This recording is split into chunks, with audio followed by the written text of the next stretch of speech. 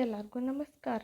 ಇವತ್ತು ನಾವು 5 ಇಂಗ್ರೀಡಿಯೆಂಟ್ಸಿಂದ ರವಾ ಲಾಡು ರೆಸಿಪಿನ ಮಾಡ್ತಿದ್ವಿ. ತುಂಬ ಟೇಸ್ಟಿಯಾಗಿ ತುಂಬ ಈಸಿಯಾಗಿರೋ ರೆಸಿಪಿ ಇದು. ಸೊ ಇದಕ್ಕೆ ಏನೇನು ಬೇಕು ಅಂತ ನೋಡೋಣ ಬನ್ನಿ. ಫಸ್ಟು 1 ಕಪ್ ರವಾನ ತೊಗೊಂಡಿದ್ದೀವಿ. 1 ಕಪ್ ರವಾಗೆ 1 ಕಪ್ ಸಕ್ಕರೆ,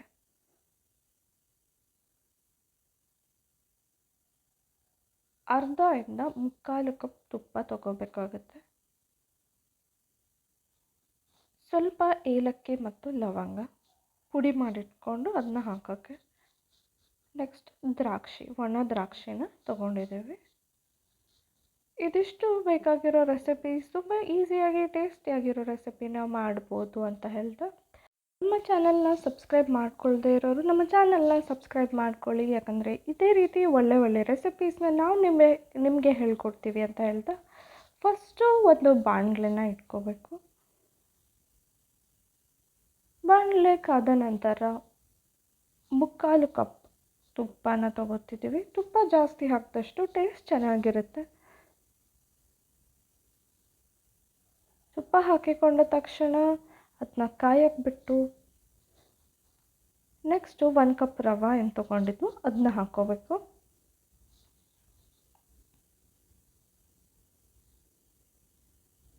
ರವೆಯನ್ನು ತುಪ್ಪದಲ್ಲಿ ಚೆನ್ನಾಗಿ ಹುರಿದುಕೊಳ್ಬೇಕು. ಹಸಿ ವಾಸನೆ ಎಲ್ಲ ಹೋಗೋ ತನಕ ರವೆನ ತುಪ್ಪದಲ್ಲಿ ಚೆನ್ನಾಗಿ ಹುರಿದುಕೊಳ್ಬೇಕು.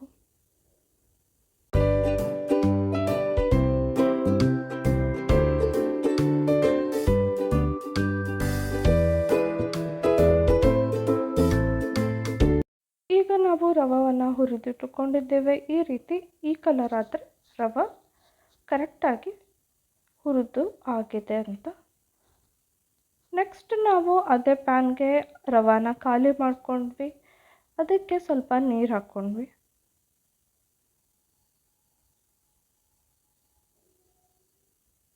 ಈಗ ನಾವು ಮಾಡ್ಕೊಳ್ತಿರೋದು ಸಕ್ಕರೆ ಪಾಕ. ರವೆ ಲಾಡು ಮಾಡೋದಕ್ಕೆ ಸಕ್ಕರೆ ಪಾಕ ಮಾಡೋಕ್ಕೆ 1 ಕಪ್ ಸಕ್ಕರೆನ ತೊಗೊಂಡಿದ್ದೀವಿ. 1 ಕಪ್ ರವೆಗೆ 1 ಕಪ್ ಸಕ್ಕರೆ.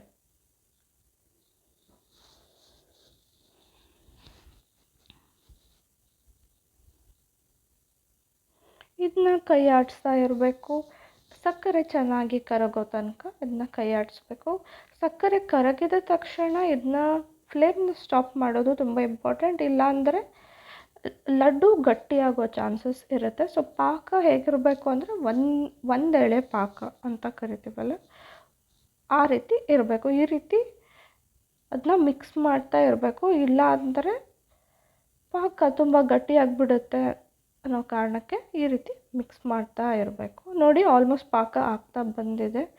ಈಗ ನಾವು ಚೆಕ್ ಮಾಡ್ಕೋತಿದ್ದೀವಿ ಹೇಗಾಗಿದೆ ಅಂತ.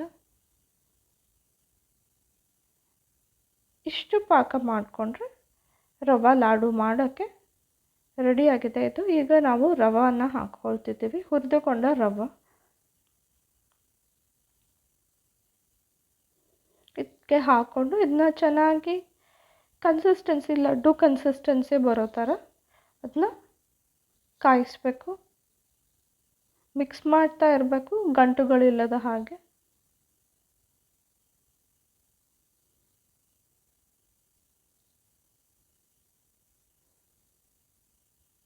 ನೋಡಿ, ನೀವೇ ಈಗಲೇ ಅದು ಗಟ್ಟಿಯಾಗೋಕ್ಕೆ ಸ್ಟಾರ್ಟ್ ಆಗಿದೆ.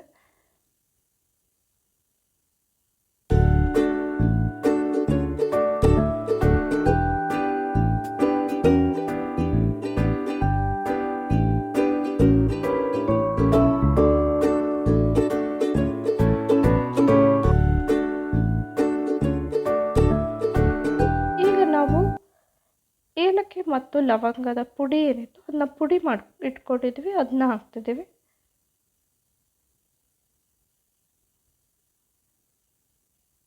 ಈ ರೀತಿ ಬಾಯ್ಲ್ ಆಗ್ತಿರ್ಬೇಕಾದ್ರೆ ಅದನ್ನ ಚೆನ್ನಾಗಿ ಮಿಕ್ಸ್ ಮಾಡ್ಕೋತಾ ಇರಬೇಕು.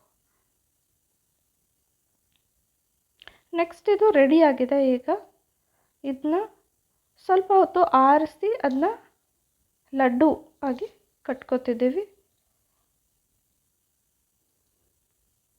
ನೋಡಿ ಈ ರೀತಿ ಸಾಫ್ಟಾಗಿ ಬಂದಿರಬೇಕು. ಸಾಫ್ಟಾಗಿ ಬಂದಿಲ್ಲ ಅಂದರೆ ನೀವು ಸ್ವಲ್ಪ ಹಾಲನ್ನು ಅದಕ್ಕೆ ಹಾಕ್ಕೋಬೋದು.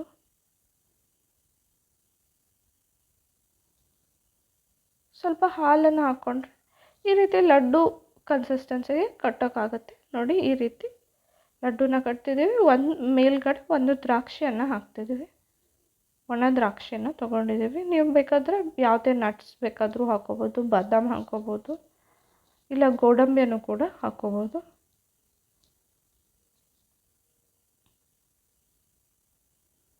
ಈ ರೀತಿ ಒಂದೊಂದಾಗಿ ಲಡ್ಡು ಮಾಡಿದ ತಕ್ಷಣ ಈ ರೀತಿ ಕಾಣಿಸ್ತಿದೆ. ತುಂಬ ಟೇಸ್ಟಿಯಾಗಿ, ತುಂಬ ಕ್ವಿಕ್ಕಾಗಿ, ಈಸಿಯಾಗಿ ರೆಸಿಪಿನ ಮಾಡ್ಬೋದು.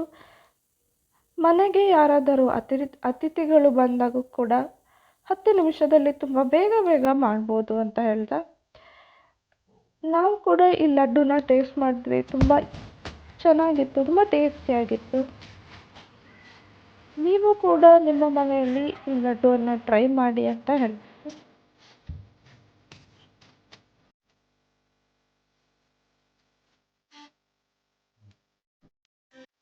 Thanks for watching. ನಮ್ಮ ಚಾನಲ್ನ ಸಬ್ಸ್ಕ್ರೈಬ್ ಮಾಡೋದಕ್ಕೆ ಮರಿಬೇಡಿ, ಬಿಕಾಸ್ ನಿಮ್ಮ ಸಪೋರ್ಟ್ ನಮಗೆ ತುಂಬ important. Thank you once again.